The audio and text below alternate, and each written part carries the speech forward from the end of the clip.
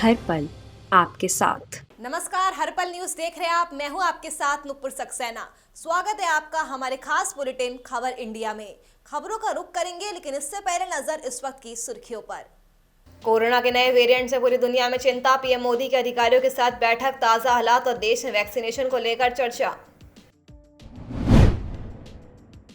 प्रियंका गांधी आज महोबा में भरेगी हुंकार, प्रतिज्ञा रैली को करेगी संबोधित। रैली में किया भारी भीड़ आने का दावा।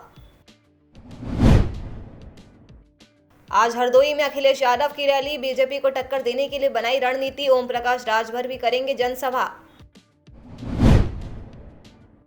और दिल्ली की हवा में आज भी सुधार नहीं, एक्यूआई लेवल पहुंचा 386 के पार। कई इलाकों में विजिबिलिटी हुई कम। चलिए बढ़ते हैं अब खबरों की ओर। हरियाणा सीएम मनोहर लाल ने पीएम नरेंद्र मोदी से मुलाकात के बाद शुक्रवार को कहा कि एमएसपी की गारंटी देने वाला कानून बनाना संभव नहीं है, क्योंकि यदि किसानों के उत्पाद को कोई दूसरा नहीं खरीदता है तो सरकार पर ऐसा करने का दबाव बनेगा। कृषि कानूनों की वापसी के बाद किसान संगठन अब एमएसपी कानून के लिए सरकार पर दबाव बनाने में लगे हुए हैं। वहीं किसानों की ओर से एमएसपी कानून की मांग को लेकर जब सीएम मनोहर लाल से सवाल किया गया तो उन्होंने कहा कि अब तक इस पर कोई चर्चा नहीं हुई है। कृषि अर्थशास्त्रियों के भी अलग अलग विचार है, इस पर कानून बनाना संभव नहीं लगता है। एमएसपी पर कानून संभव नहीं है, क्योंकि यदि ऐसा किया जाता है तो सरकार पर इस जिम्मेदारी आ जाएगी कि यदि कोई उनके उत्पाद को खरीदता नहीं है तो सरकार को ऐसा करना पड़ेगा। सीएम मनोहर लाल ने आगे कहा कि सरकार को इतनी जरूरत नहीं है और इस पर सिस्टम बनाना भी संभव नहीं है। हम जरूरत के मुताबिक ही खरीद कर सकते हैं। आपको बता दें कि सीएम मनोहर लाल ने शुक्रवार को पीएम मोदी से नई दिल्ली में उनके आवास पर मुलाकात की थी।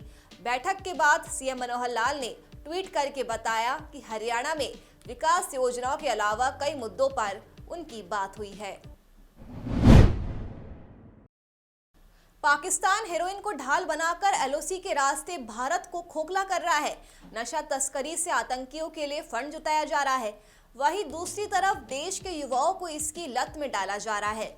आपको बता दें कि बीते 3 सालों में नशा तस्करी के लिए 150 से ज्यादा रूट का इस्तेमाल किया गया है, जबकि 30 से 40 नए रूट तस्करी के लिए तलाशे जा रहे हैं। वहीं कश्मीर के कुपवाड़ा और बारामूला जिले, जम्मू संभाग के राजौरी और पुंछ जिलों की एलओसी का सबसे ज्यादा इस्तेमाल हो रहा है। इन जिलों की एलओसी से लगते नालों की मदद से हेरोइन की तस्करी की जा रही है। इसके लिए एलओसी से सटे गांव में रहने वाले लोगों की सहायता ली जा रही है। बीते 2 सालों में पाकिस्तान से लगभग 3000 करोड़ की हेरोइन भेजी गई है। आम आदमी पार्टी के राज्यसभा सदस्य संजय सिंह को जान से मारने की धमकी मिली है। उन्होंने शुक्रवार रात ट्वीट कर इस बात की जानकारी दी कि उन्हें गोली मारने की धमकी दी गई है। आपको बता दें कि उन्होंने धमकी देने वाले नंबर को भी साझा किया है। वहीं Lucknow police commissioner DK Thakur ने मामले की गंभीरता को देखते हुए मुकदमा दर्ज होने की जानकारी दी। गोमती नगर पुलिस मुकदमा दर्ज कर नंबर के आधार पर आरोपी की तलाश कर रही है। विश्व स्वास्थ्य संगठन की एक सलाहकार समिति ने दक्षिण अफ्रीका में पहली बार सामने आए कोरोना वायरस के वेरिएंट को बेहद तेजी से फैलने वाला चिंताजनक प्रकार बताया है। वहीं ग्रीक वर्णमाला के तहत इसे ओमिक्रॉन नाम दिया गया है। संयुक्त राष्ट्र की स्वास्थ्य एजेंसी की ओर से शुक्रवार को की गई ये घोषणा पिछले कुछ महीनों में वायरस के नए प्रकार की कैटेगरी में पहली बार की गई है। आपको बता दें कि इसी कैटेगरी में कोरोना वायरस के डेल्टा वेरिएंट को भी रखा गया था, जिसका प्रसार दुनिया भर में हुआ था और भारत में भी दूसरी लहर के लिए इसे जिम्मेदार बताया गया था।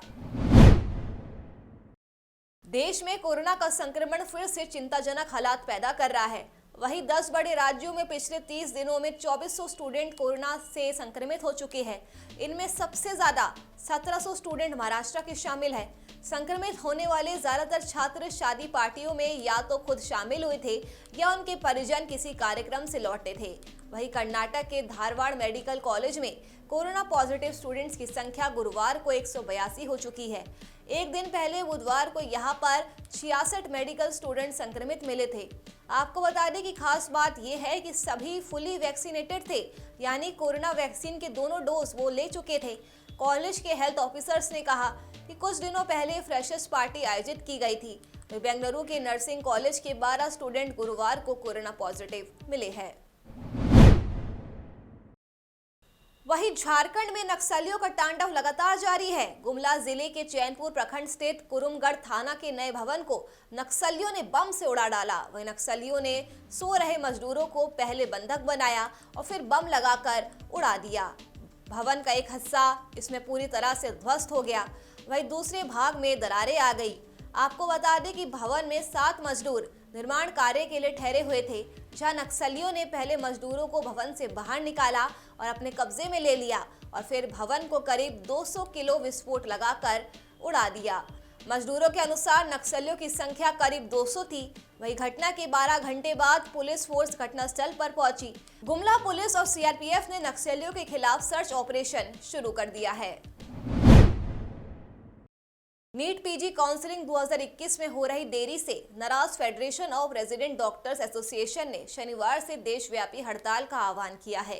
संगठन ने देश भर के सभी रेजिडेंट डॉक्टरों से आउट पेशेंट डिपार्टमेंट सेवाओं से हटने का अनुरोध किया है।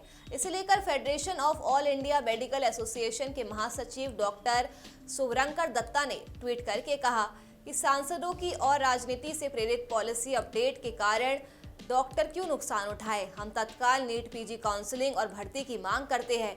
सरकार देश भर के डॉक्टरों की ओर से राष्ट्रव्यापी अनिश्चितकालीन हड़ताल के लिए तैयार रहे। अधिकांश राज्यों के आरडीए ने इसमें भागीदारी की पुष्टि की है। गुजरात के वडोदरा में रेलवे कोच में मिले 19 साल युवती के शव मामले में नया खुलासा हुआ है। वही युवती की डायरी सामने आने के बाद पता चला था कि उसके साथ दुष्कर्म हुआ था। अब मेडिकल में भी इस बात की पुष्टि हो चुकी है। आपको बता दें कि Vadodara division western railway SP Parikshit Rathore ने बताया कि मेडिकल रिपोर्ट में रेप की पुष्टि के बाद विशेष जांच टीम बनाई गई है। उन्होंने बताया कि इस टीम का नेतृत्व वेस्टर्न रेलवे के आईजीपी सुभाष त्रिवेदी कर रहे हैं। तमिलनाडु और आंध्र प्रदेश के कई इलाकों में एक चक्रवाती परिसंचरण के प्रभाव की वजह से शनिवार को भारी बारिश की संभावना जताई गई है। आईएमडी के अनुसार शनिवार से सोमवार के बीच कम दबाव का क्षेत्र बनने की उम्मीद है, जिसकी वजह से दोनों राज्यों के तटीय जिलों के लिए रेड अलर्ट और आसपास के जिलों के लिए ऑरेंज अलर्ट जारी किया गया है। चलिए फिलहाल के लिए इस बुलेटिन में मेरे साथ बस इतना ही। देश और दुनिया की तमाम खबरों के लिए आप देखते रहिए हर पल न्यूज। नमस्कार।